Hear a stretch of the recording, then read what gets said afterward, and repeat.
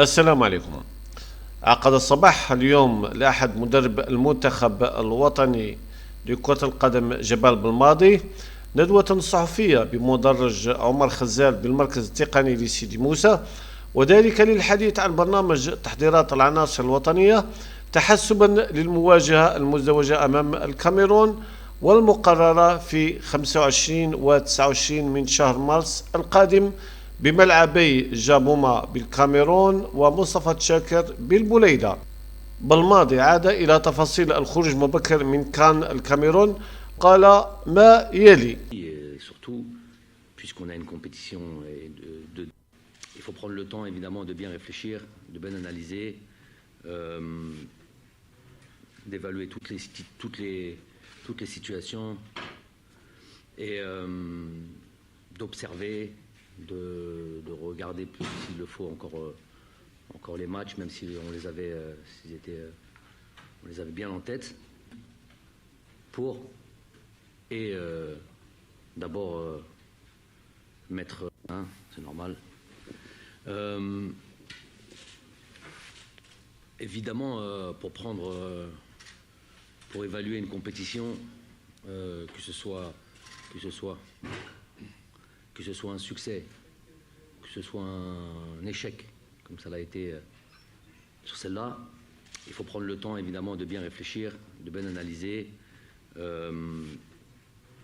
d'évaluer toutes les situations et d'observer, de regarder s'il le faut encore les matchs, même si on les avait, on les avait bien en tête, mais toujours important de regarder et d'avoir une analyse pragmatique, constructive, pour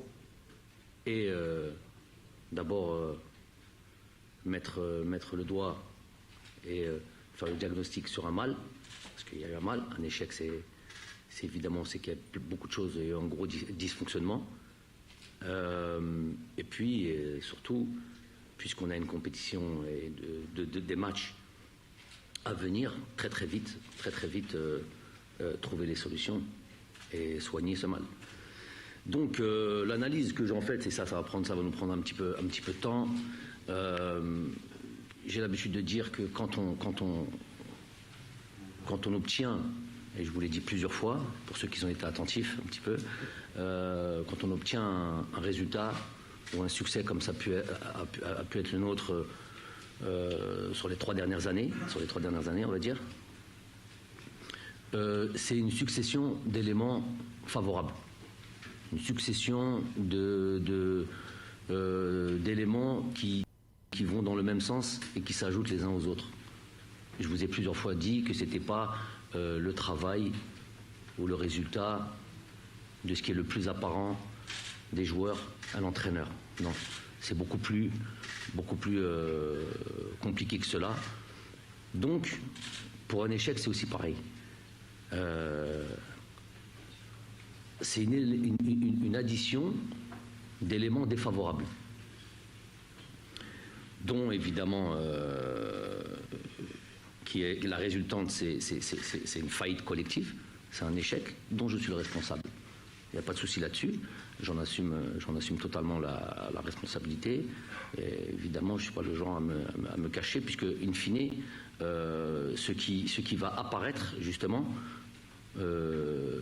ça va être les matchs, ça va être les performances, ça va être les résultats qui sont d'ordre de ma responsabilité avant toute chose. Donc, si on veut détailler tout ça, tous ces éléments défavorables, on va commencer par le début. Il y a une chronologie là-dessus à voir. Et déjà, je commence en disant que j'en suis le responsable, c'est ma responsabilité, il n'y a pas de souci là-dessus, mais je vais l'expliquer pour ceux qui veulent l'entendre et ceux qui veulent le comprendre, pour que ça soit bénéfique à tout le monde, puisque l'équipe d'Algérie est l'équipe d'Algérie, elle n'est pas l'équipe d'une personne, on est la propriété du peuple et de l'ensemble du pays. Donc on va expliquer, on va essayer de comprendre pour tous ensemble essayer de comprendre ce qui se passe et comment on va aller vers un avenir proche pour rapidement retrouver le succès sur une histoire de qualification de Coupe du Monde juste ça. Donc déjà, on va commencer par le début, avant de rentrer dans le domaine technique qui sont les matchs. Parce que quand on dit un échec, une faillite collective, c'est finalement 3 matchs. Okay, donc avant d'arriver à ces 3 matchs, qu'est-ce qui s'est passé? Première des choses, préparation chaotique.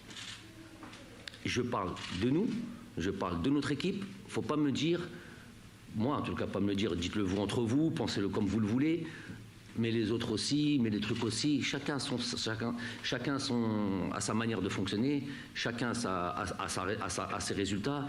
Quand en 2019 ou quand, je ne sais plus, pour les compétitions qu'on a jouées ou pour les matchs qu'on a pu jouer, on parle de notre préparation à nous, on parle de notre cheminement à nous. On ne dit pas le cheminement du Sénégal ou telle équipe, notre cheminement à nous. Ce que moi j'ai besoin en tant que coach et comment je procède et comment je fonctionne pour préparer notamment une équipe et une compétition. Donc déjà la préparation elle a été chaotique, et je l'explique. Nous avions eu une date, et pourquoi je dis nous, particulièrement nous, déjà parce qu'on s'occupe de nos affaires, avant de regarder les autres, et dans cette particularité et dans les difficultés qu'on a rencontrées dans cette préparation, c'est pas aussi pour tout le monde. Par exemple, si je dis qu'il y a une date qui a été établie le 27, date de rassemblement au départ, le 27 décembre, et qui finalement commence le 3 janvier, 2 jours, on a appris ça le 24 décembre, pour le 24 décembre, 2-3 jours avant le rassemblement, 2-3 jours avant, on nous apprend que voilà, l'effectif sur lequel je devais compter le 27, finalement je vais devoir le compter que sur le 3. Donc c'est déjà, sachant que notre premier match, on sait que cette compétition elle est en plein milieu d'une saison, donc on n'est pas comme en fin de saison où on a 15 jours devant nous pour préparer. Donc les délais sont vraiment très très très courts. Et le temps de préparation est vraiment très très très court. Donc de passer de 27 au 3, ça fait déjà beaucoup pour un match le 11. Ok ? Et ce qui me reste après le 3, une grosse semaine. Avant le match le 11. Pourquoi je dis que ce qui nous incombe à nous, notre préparation à nous, on n'a pas à la comparer à d'autres équipes, ça c'est une chose, mais en même temps j'ai envie de dire pourquoi on n'a pas à la comparer à d'autres équipes, parce que déjà c'est notre fonctionnement à nous, on sait ce qu'on va faire, on sait ce qu'on va mettre à l'intérieur de cette préparation et de ce délai qui nous est imparti. Il y a aussi le fait que nous, peut-être, nous avons des joueurs qui sont concernés par les matchs de Boxing Day, par exemple, par les matchs du début janvier. Peut-être que d'autres équipes ne l'ont pas. Donc, c'est tout. Sont les différences. Donc, déjà, une date qui est changée 2 jours juste avant. D'une préparation qui a été mise en place, pensée, réfléchie, 3-4 mois à l'avance. Donc ça, voilà déjà, gros point d'interrogation, pas point d'interrogation, mais constater que manquer de considération ce continent. Mais chéri Hnaya, tout le continent, 2 jours avant, nous dit finalement ce ne sera pas le 27, ce sera le 1er janvier, le 3 janvier. Donc ça déjà, c'est déjà une première chose. Donc compter sur 28 joueurs le 27 décembre, je me retrouve à avoir... combien on est venu à combien ? On arrive à Alger, on était le 27, on devait être 13. Donc beaucoup, déjà moins de la moitié. Hein ? On va y aller chronologiquement pour avancer tranquillement. Je vous ai dit, c'est la moitié de la conférence, il me semble. Il va falloir être patient et attendre, puisque ça va répondre, j'en suis sûr, à beaucoup d'autres questions. Mais c'est ma réponse à moi à cette question qui est très générale. Donc déjà, il y a ce démarrage tard, avec l'arrivée vraiment tardive des joueurs, ceux qui arrivent, ceux qui n'arrivent pas. On se dit, c'est pas grave, on attend, on essaie de travailler avec ceux que l'on a, puisque c'est des groupes de 12, c'est des groupes de 13, on essaie de travailler avec ce que l'on a, avec un match prévu le premier. Donc d'ores et déjà, match annulé. Ça c'est encore autre chose. Nous, pour dire la vérité, on ne va pas dire que c'est juste la Gambie qui est annulée, qui est sans la moindre, état sans conscience, sans scrupule. Galouna, match annulé demain ou après-demain, comme si c'était un match hadi. Malgré que nous, on était dans une difficulté aussi à fournir une équipe. On était là, on était 13, l'autre il vient, manque de gardien de but, on ramène Medjadel, bref, on essaye de bricoler pour absolument jouer ce match-là. Finalement, on nous annonce qu'il n'y a pas de match. Ok, on continue le boulot. On se prépare pour ce match du Ghana. On commence à voir arriver un peu plus de joueurs. On arrive à présenter une équipe. Nous jouons ce match du Ghana qui se passe, à mon goût, bien. Évidemment, tout n'est pas parfait dans ce match-là. Voilà, faire quand même une bonne prestation, gagner, ne pas encaisser de but, tout ça. Vient s'ajouter maintenant, et c'est là où je vous avais dit quand j'étais là-bas, quand j'étais en Afrique, certains journalistes qui étaient là, je ne peux pas tout dire. Même aujourd'hui, vous allez essayer de comprendre vous-même, parce que normalement les fermos comprendront, mais je ne peux pas aussi dire clairement les choses. Nous avons eu 5 joueurs, seulement 5 joueurs qui n'ont pas eu le Covid. On voit comme ça ? 5 joueurs qui n'ont pas eu le Covid.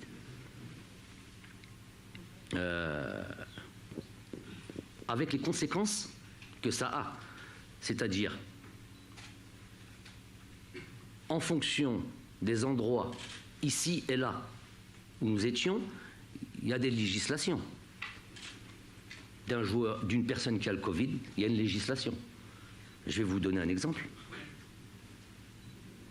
Youssef Blaili, quand il revient d'Algérie le 23 décembre, à l'aéroport, il est positif. Il y a un système qui se met directement en place, 10 jours de quarantaine. J'ai parlé de Youssef Blaili parce que tout le monde le sait, tout le monde l'a entendu, et donc je parle de quelqu'un. Je vous donne un autre exemple. Serge Romano. Ce que je vous ai dit, seulement 5 joueurs ne l'ont pas eu. On est 28, ça en fait combien qui l'ont eu ? 23. Déjà, j'ai commencé par les joueurs. Moi, je ne suis pas joueur, malheureusement. Donc 23 qui l'ont eu. Donc je vais sortir des exemples, ceux-là qu'on a vu le plus. Serge Romano qui n'a pas rejoint, puisque aussi la moitié du staff technique, dont moi-même, vous êtes bien renseigné, on a eu le Covid pour la 2e fois.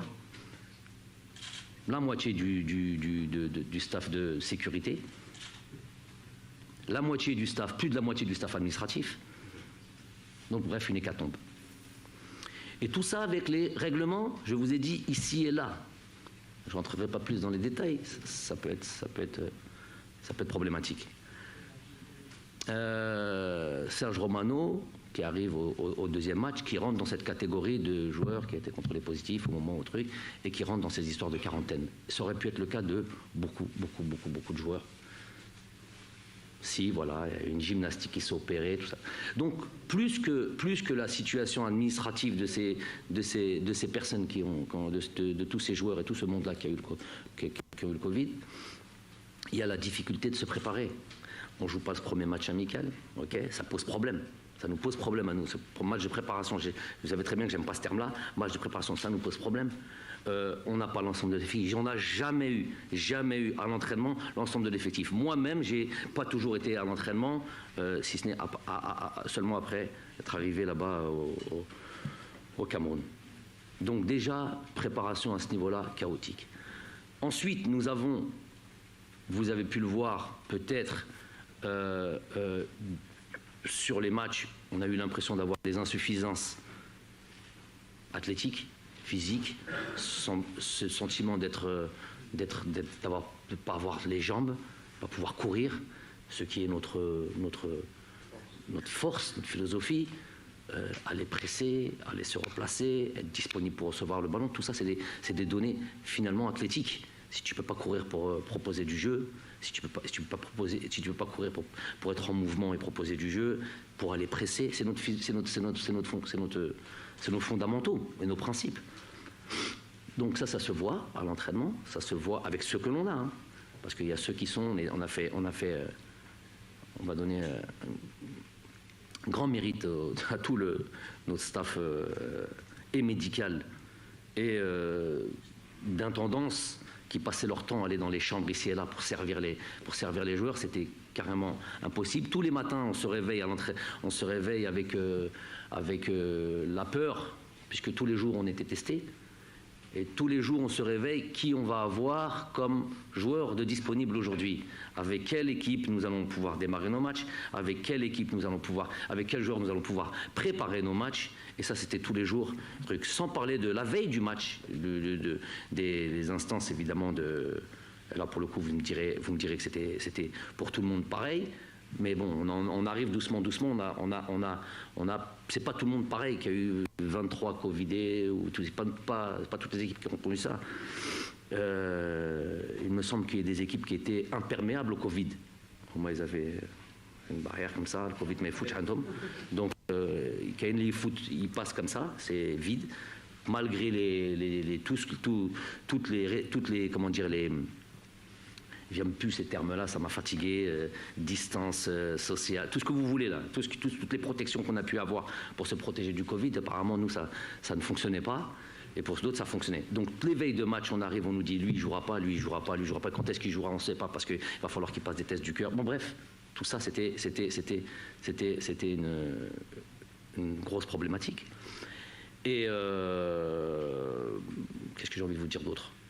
La disparité de niveau, je voulais rester sur l'aspect athlétique, justement cette disparité, sur cette différence entre les uns et les autres. Par exemple, quand on a des joueurs qui s'arrêtent, par exemple, le 15 décembre, ou le 18 décembre pour Rami, par exemple, Ben Sebaini, 15 décembre pour Rami Zerouki, et qui ne finalement doit jouer que le 20 janvier. Avec tout ce qui s'est passé à l'intérieur, puisqu'il rentre dans la catégorie 23 joueurs. Donc, en plus, que ça fait longtemps qu'ils n'aient pas joué. Il y a la quarantaine, hein, il y a la quarantaine, donc l'impossibilité de se remettre à niveau, et ils ont des matchs. Donc c'est des joueurs importants, vous me direz, bah alors il faut mettre d'autres joueurs. Bon, après ça, on va rentrer dans le domaine technique. Si j'estime que Rami est difficile de lui trouver son remplaçant, j'estime que Rami Zerouki est devenu un joueur important. On a beaucoup de joueurs, on a beaucoup de bons joueurs, mais peut-être pas du même niveau, peut-être pas pour une compétition comme celle-là. Donc ça, c'est un petit peu toutes les raisons du truc. Parce que c'était pas seulement la chaleur énorme d'un match à 14h, par exemple, pour le premier match contre le Sierra Leone, qui a posé problème. Vous me direz, le Sierra Leone aussi, il jouait à 14h. Bon, alors, je vous répondrai aussi, il y a peut-être une différence entre ceux qui sont capables de jouer à 14h. On est peut-être moins capables que d'autres, mais c'était peut-être pas que ça. C'était déjà avant ça, sur cette préparation chaotique des joueurs qui arrivent avec un niveau physique diminué, très diminué. Donc à partir de là, c'est tout de suite, les choses se font sentir. Immédiatement, notre jeu est de suite mis en difficulté. Donc ça, c'est pour les données d'un peu de toute la préparation. Je vais enlever certaines choses pour pas avoir l'impression de chercher des excuses. Mais aujourd'hui, on me pose une question, j'essaie de vous répondre rationnellement. Après, il y a l'aspect des matchs. On rentre dans l'aspect technique, il y a l'aspect des matchs. On va commencer match par match, on va pas tous les mélanger comme ça, comme s'il y avait eu 3 matchs en un. Il y a eu 3 matchs à des moments bien précis, et tous ne se ressemblent pas. Il y a ce premier match contre le Sierra Leone, donc je viens de vous expliquer les conditions, jouer à 14h. Moi, j'ai pas compris déjà une chose. Pour moi, il est très important pour le football algérien, pour cette équipe nationale d'Algérie, d'avoir, je dis, c'est pas des excuses, vous le prendrez comme vous voulez. Moi, je vous l'ai dit depuis longtemps, je l'ai dit ici en Algérie, sur nos terrains, nous, c'est pas sur le truc là-bas, pas sur d'autres terrains à l'extérieur que je vais me taire. Nous, on a besoin d'avoir une pelouse convenable. C'était loin d'être le cas. À 14h, chaleur énorme, humidité énorme. Les deux équipes sont logées à la même enseigne.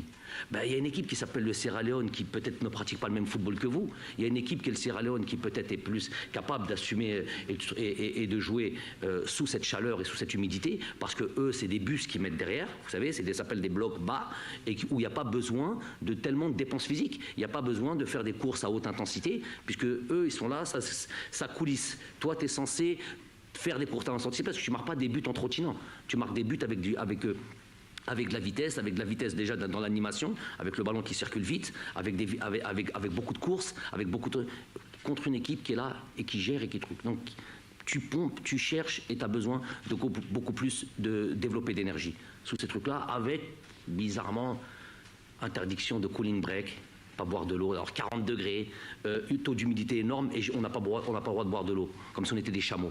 Donc ça, je comprends pas. Alors qu'il y avait nous, il y avait un autre match plus ou moins à ces mêmes horaires-là, et pourtant, eux, ils avaient leur cooling break. Bref, on va rentrer dans l'aspect du match.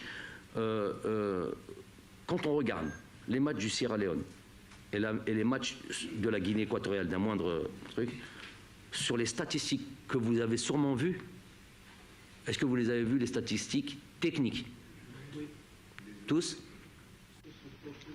Donc, le nombre de frappes, le nombre de frappes cadrées, le nombre de corners, la possession de balles quasiment double par rapport à ces deux adversaires, le nombre de passes réussies, bref, tout ça, c'est des statistiques d'une équipe qui met au moins, si vous voulez comparer ça, au moins 2 buts par match, minimum.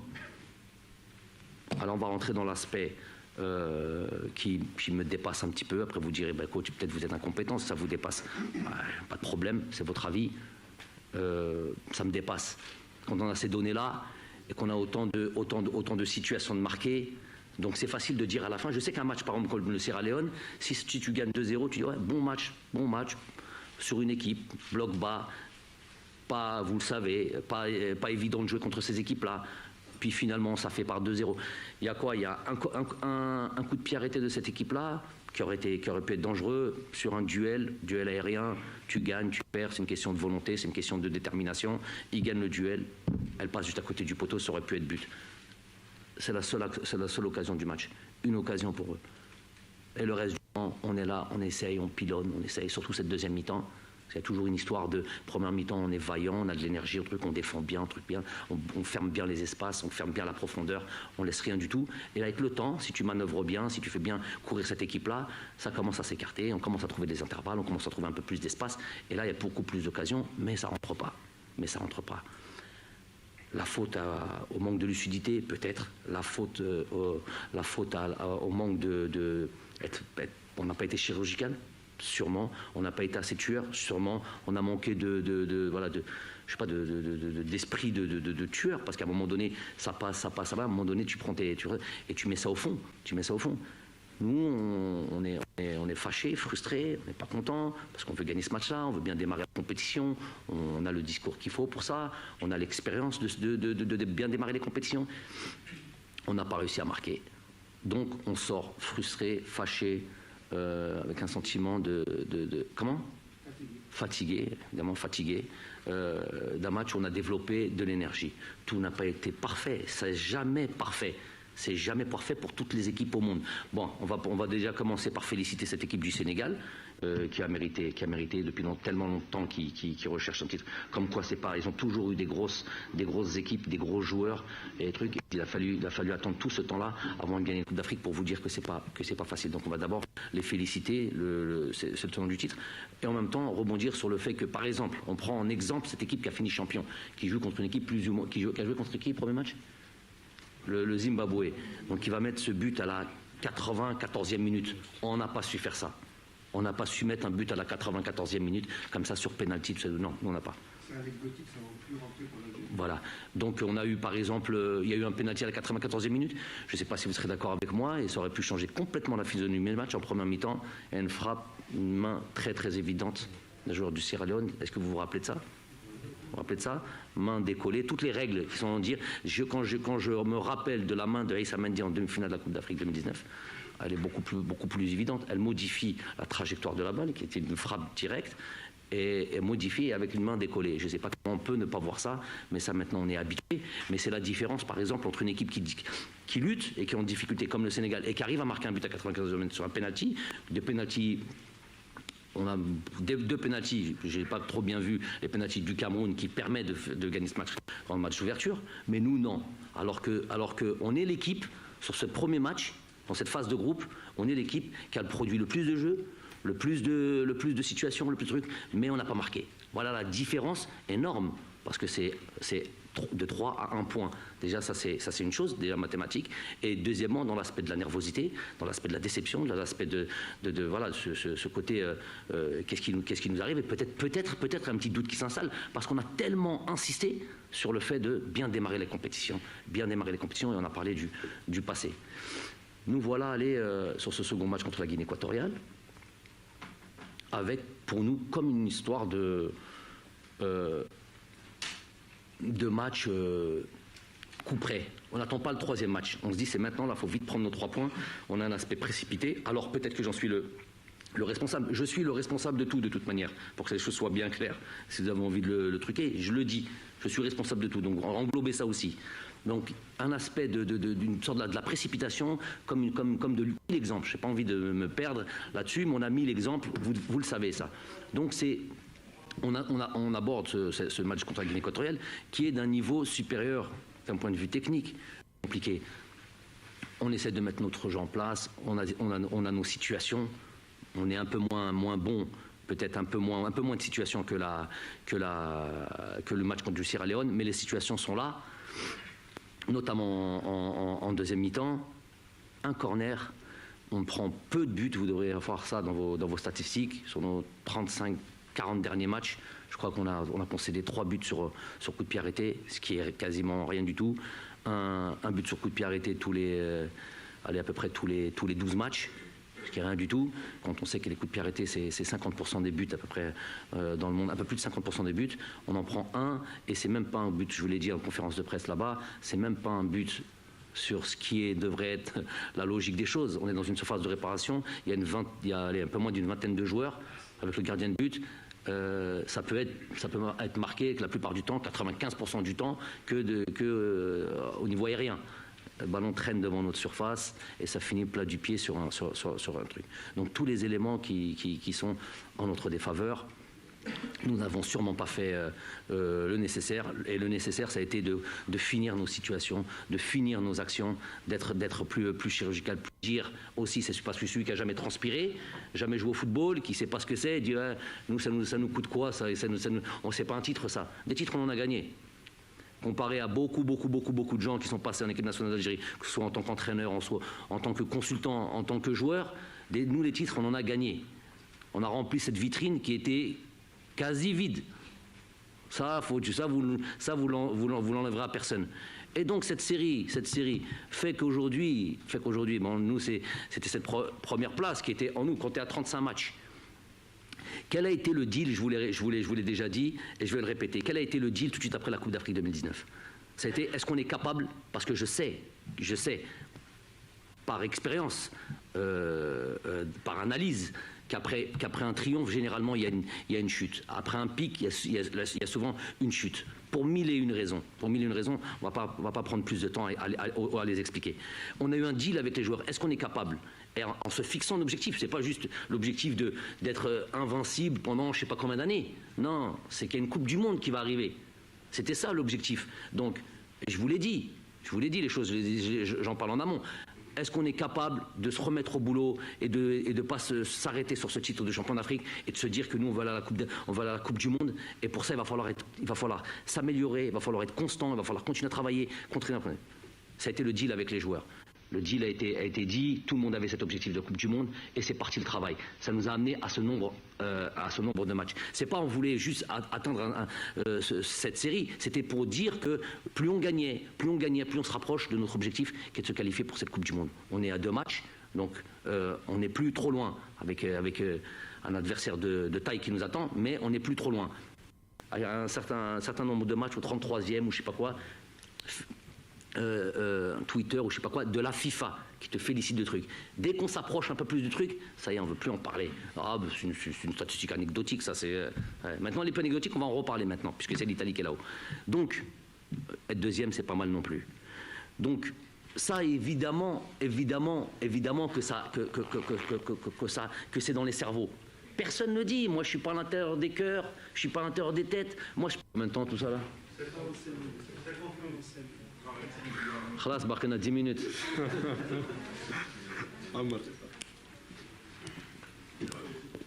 Par contre, si vous voulez qu'on avance, il ne faut plus revenir sur ce que je viens de dire. Il faut que ce que j'ai dit... Cette analyse, l'analyse que vous faites, sans rentrer dans le détail, je l'ai faite. في مختصر الندوة الصحفية يقول أنني تحملت مسؤولية الإخفاق في الكان ولست من النوع الذي يتهرب من ذلك. ثم قال أخذنا وقتا طويلا من أجل معرفة أسباب نكسة الكاميرون، وجب علينا إيجاد الحلول لأن هناك عدة استحقاقات تنتظرنا، ومن بين أسباب الفشل في الكان التحضيرات التي كانت كارثية، وتطرق إلى البداية المتأخرة في التحضيرات والوصول متأخر للاعبين وإلغاء المباراة الودية أمام غامبيا، كل هذا أثر علينا. ثم قال حاولنا خوض المواجهة الودية أمام غامبيا بشتى الطرق بالرغم من نقص التعداد.